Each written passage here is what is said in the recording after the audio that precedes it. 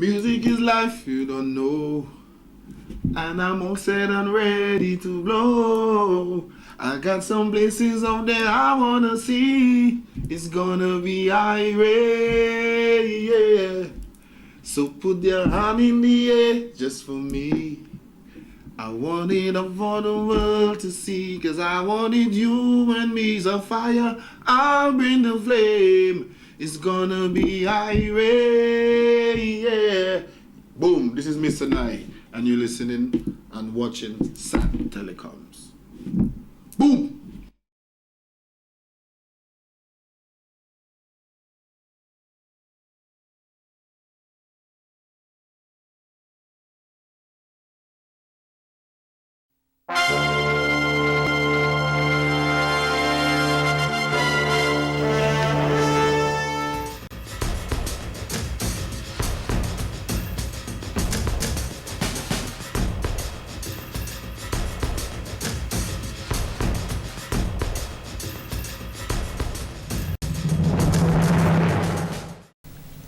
Welcome to SAT TV's news. I am Shanna Esprit, your presenter. In our top stories, Dominica and the CARICOM Development Fund signs $18.4 million loan agreement. Johan Blake to miss the rest of the season. Snowden allowed to leave airport in Moscow, Russia. And in sports, second Grand Prix of the Dominica Table Tennis Association officially hosted. Details of these will follow.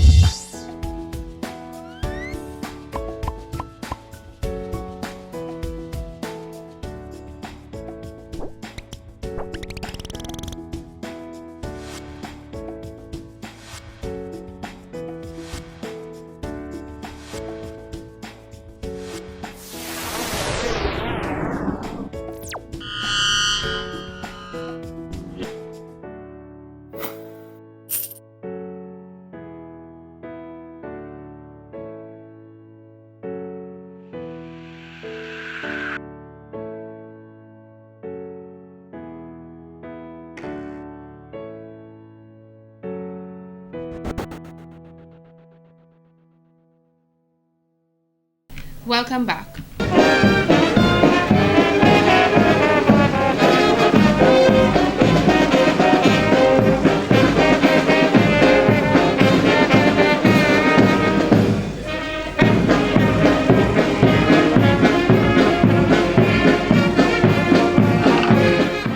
During the 2013 to 2014 National Budget presentation, which took place on Wednesday, July 24th, Prime Minister Honorable Roosevelt Skerrit is projecting a slight growth in Dominica's economy, although there will be no new taxes.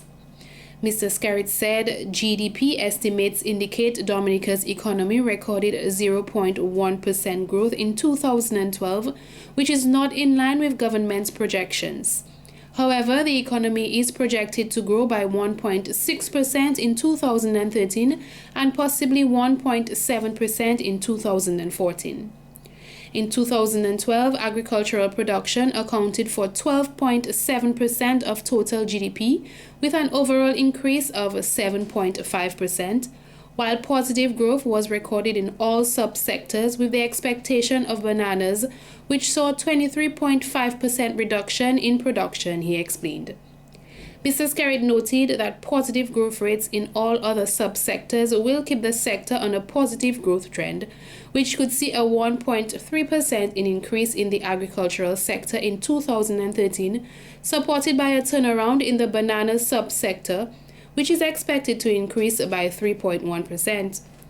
The Prime Minister is also expecting a growth of 1.5% in 2013 in the tourism industry, taking into consideration an increase in tourism arrivals, the introduction of new cruise ship calls, as well as new businesses that is expected in the tourism sector. The reliability of air transportation is expected to be an added advantage to travelers as LIAT continues its refleeting exercise. It is also anticipated that tourism spending will increase with the improvement in the economies of the source markets. He is projecting a turnaround in the construction industry as private sector activity and a new public sector infrastructure project come on stream, resulting in an estimated 7.1% growth. Mr. Skerritt also pointed out that the education sector accounted for 13.7% of GDP in 2012, a slight increase from 12.7% in 2011. However, there is growth of 7.1% in that sector, which is said is due to an increase in enrollment in the private education subsector, adding to 1% increase in 2013. He added growth is also expected in the banks, credit unions, and insurance sectors by 1.7%. He added growth is also expected in the banks, credit unions, and insurance sectors by 1.7%. This year's budget was on the theme Building on the Gains We Have Made. The Discover Dominica Authority hosted Florida Caribbean Cruise Association Aquila Shore Excellence Training for cruise stakeholders on Thursday, July 24th at the Public Service Training Center. Ms. Beth Kelly Hatt, President and founder of Aquila Tours and the Director of Aquila Center for Cruise Excellence, facilitated the workshop. The training, which forms a part of the DDA's product development activities, is aimed at enabling the key players in the cruise industry achieving excellence in their ports, tours, guides, and business. I hope to share and that we can learn a little bit more about some of the things that are important to the cruise industry. Just to tell you a little bit, I founded the company 30 years ago last year, so it's 31 years now.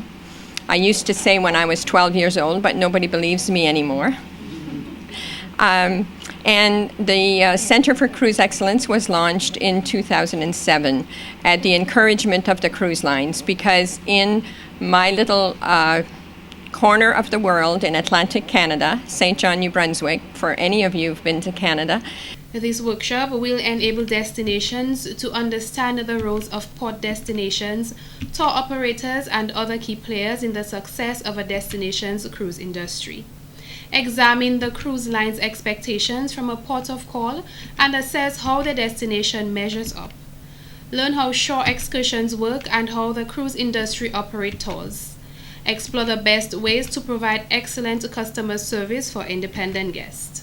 We were doing a lot of things that the cruise lines were saying we were doing it right. Our tour guides were named the best in the world for years in a row, and they asked if there was a way to share that knowledge and to bring it to other parts of the world, and that's what we're doing today. We've got some certification programs that I'll talk about, but I look forward to our session this morning. The Dominica Discover Authority anticipates that participants will use the knowledge gained to improve the quality of service delivered to visitors in their respective fields. The organization will also continue its commitment to the development of the tourism human resource. DDA, Discover Dominica Authority, is very pleased to be associated with this training program this morning through the Florida Caribbean Cruise Association. And we wish to say a special thank you and we put it on record that we are indeed pleased and we are thankful for this opportunity afforded to our partners in tourism. The Aquila Shore Excellence Training, which forms part of DDA's product development activities, is aimed at enabling the key players in the cruise industry to achieve excellence in the delivery of services to the cruise lines. We all know how important that is, and we are here to serve the cruise lines and to be able to benefit from them, so we think this is very important.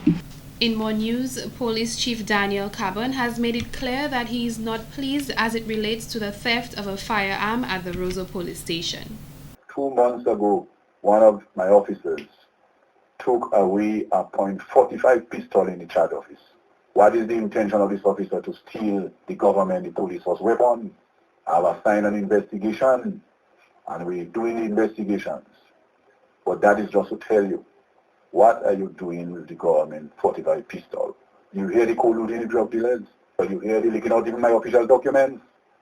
But when you leak out the official documents of your own police department, you expect the public to confide in you to give you information?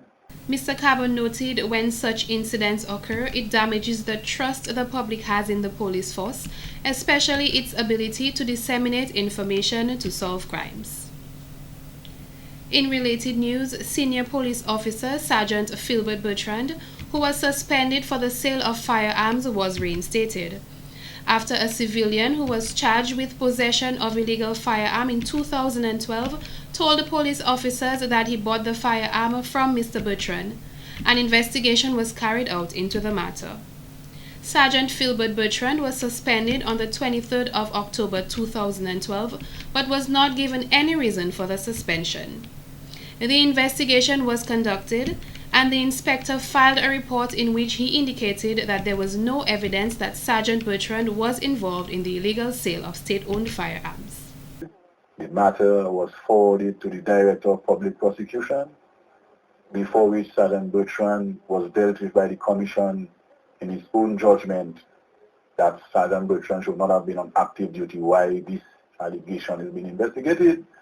And anywhere in the Caribbean, whether it's Jamaica, Trinidad, Canada, you go fast, Canada, and the US and England, allegations like that are being investigated, the officer will not be on active duty. He was suspended with full pay, did not lose a dime. The matter went through due process, and the DPP has decided that Bertrand should not be proceeded against. The matter was forwarded to the Police Service Commission, and I got a letter from them on Friday. Mr. Carbon noted the letter stated that Sergeant Bertrand must be reinstated immediately, and so he informed him the same day. In other news, the CARICOM Development Fund and the Government of Dominica has signed an $18.4 million agreement. $3.8 million of the $18.4 million is said to be donated as grants, and the balance as a concessionary loan of 3% interest rate. Chief Executive Officer of the CARICOM Development Fund, Lon McDonough, said large developing countries are also part of the target group for the CDF's financial assistance program. Agreements between the government of the Commonwealth of Dominica and the CARICOM Development Fund, totaling EC 18.4 million, is tangible evidence of the community mechanisms at work. This event is a milestone in the process of deepening our integration in CARICOM, as it is the fourth of the scheduled 6-country interventions in the OECS, which the CDF is programmed to undertake during the first funding cycle. Mr. McDonough stated that this donation is important as it crystallizes the promises in a revised treaty, which were reaffirmed in 2006 at the launch of the CARICOM single market in Jamaica. Prime Minister and Minister for Finance, Honorable Roosevelt Skerrit, highlighted the main projects to be financed from the funds. Projects we have chosen to finance include additional works at the Melville Airport, support for the operationalization of the park houses, and of course that is critical to the export of our fresh produce, our agricultural produce, upgrading of the services provided by the Bureau of Standards, and support to the Aid Bank, and a line of credit to private businesses to be administered by the Aid Bank. And a number of the productive sectors will benefit from this facility at the Aid Bank. Obviously, we've been talking about the Aid Bank being a major source of financing and playing a very important role in creating greater economic activity and also thereby creating jobs and reducing poverty. Mr. Skerrit said he is confident that the projects which were chosen for financing, along with the facilities from the CDF, will have a positive impact on the efforts of financing competitiveness. In more stories, in an effort to lend support to the development of communities through the island, Digicel has been constant in their donations towards the furtherance of education, sports, and health sectors in Dominica. Digicel continues to support the communities of Dominica through sponsorship of various activities. We are proud to sponsor 2013 Domino competition this year. Mr. Delvin Esprit is grateful to the company for its sponsorship. As you know that we just completed the Domino League competition and now in the knockout stage, and then Digicel have come on board to sponsor the Digicel knockout competition. And as you know, after league competition, there's always a knockout competition. And it's very good that Digicel can come on board to sponsor Domino for the very first time, at least as a start. Maybe next year Digicel will come on board to sponsor Domino at a bigger level, maybe nationally. We know for a fact that Digicel have been involved in sponsoring a number of activities around the island, especially cricket, but from moving across from cricket and so on going into Domino's, I think it's a big move by the company to come on board to support Domino's. He gave further details of the competition. We have a number of matches scheduled for this weekend in that Digicel knockout competition. We have a matter of fact of 6 rounds of matches. On Sunday, July 28th, we have 6 matches will be played on Sunday coming.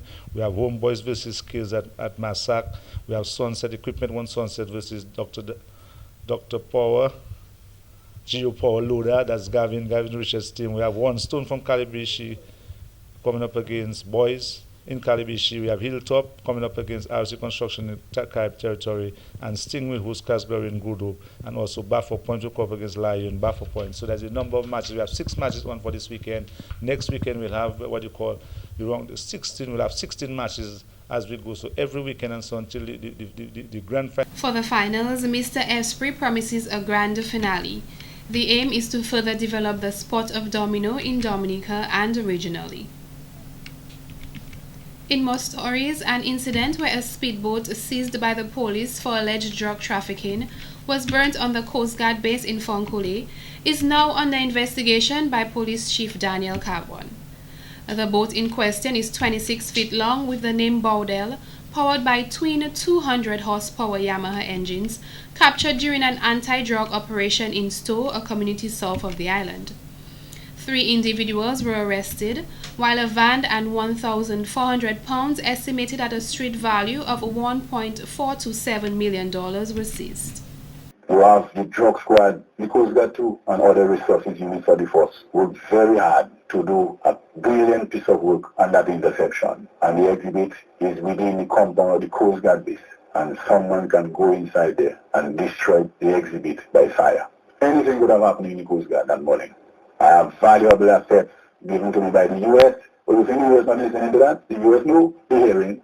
Should the chief bend down his head like an ostrich and pretend nothing has happened on the Coast Guard base? So should the chief take action? And the chief has given instructions as recent as December to ensure that the Coast Guard be under maximum security. And if we do not have the physical structure to provide the security, lighting and fencing, that is when the men ought to be on high alert and provide security. Mr. Carbon noted he is not pleased with this incident and as a result has launched an investigation on 2 fronts. One is from a disciplinary perspective to find out who may be responsible for negligence of duty, and the second is a criminal investigation as to who the perpetrator or perpetrators were. I have no room for mediocrity. I say that. I have a zero tolerance policy towards unprofessional conduct in this force. That is what I'm paid to do, and the citizens of this country expect that from me. This incident comes after Shan Pear and Jerry Henry of Grand Bay, as well as Prosper Dua of Good Hope, who resides at Stock Farm, were jointly charged with possession of cannabis, possession with intent to supply cannabis, and the importation of 1,400 pounds of cannabis. Prosper Dura was charged separately with offloading goods from a vessel in a location other than a customs examination area and a failure to give customs notice of arrival. Other news, 36-year-old Concord resident Mr. Aaron Hamilton is considered to be an inspiration to the youth, young artists in particular, across the island. He is a natural artist in all aspects. Some of his skills include painting, songwriting, singing, and drawing. Although Mr. Hamilton enjoys all his natural talents, he prefers to paint. I've been able to draw. I'm able to draw very well at a very early age of 4 years. So I've been drawing things, never really stopped, but never pursued formal training in any school or anything. So I'm what you'd call a naturalist, just developing. So too for the music. When I was 19, I picked up the guitar and I really liked the guitar song, so just learned it from there on. start to write based on what I paint. Sometimes when I paint abstracts, so start to write poems to that, and it developed. Mr. Hamilton, who is currently a temporary employee at the Old Mill Cultural Center and a Seventh-day Adventist, said interest in music developed from his faith. When I look at art, I see everything, the world's view, he noted. People, when they walk, they talk. It is poetic. Their look is something you want to draw, you want to capture that moment in life. It doesn't always be the same twice. So it's like when the sun rises and it sets, you know? So it's everything. Art is everything. It's maths, English, science, you know, the human anatomy. That is basically biology. So art just opened that world to me. When I would not be able to really sit down in a class and do maths or biology, to be in the theoretics, but actually in art I'll be able to do it. The support from the public is very limited for the artist. He said sometimes this is as a result of the individual's drive. Each individual has a different drive, he said. Like this. And this one, of course, is a Trafalgar Fall one I did recently. And this one, the head of a rooster, a big, yeah. Just sitting down, watch these roosters lively and draw them. Yeah, again. The multi-talented artist informed SAT TV that recently he has been more interested in music writing. It's just moods at the time. Sometimes I feel the mood for writing. Sometimes I feel the mood for drawing. Sometimes it's just like that. So I just play my guitar.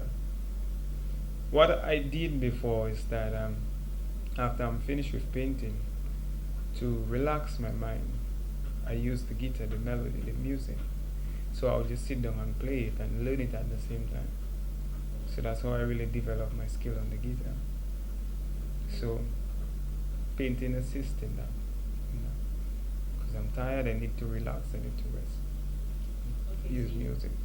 Mr. Hamilton advises that ignoring negativity is the best technique for artists who are interested in taking their skills further. Some may tell you that being an artist is not a real job. However, if this is where your passion lies, go for it. We now go to a clip of his new song. This song is called Someone I Know. You know, when there's nobody there to support you, to give you the strength that you need, sometimes you need one friend, and that friend is Christ. And it goes like, someone I know who loves me and cares, someone who shows me light with his words, a friend who is there when no one else cares.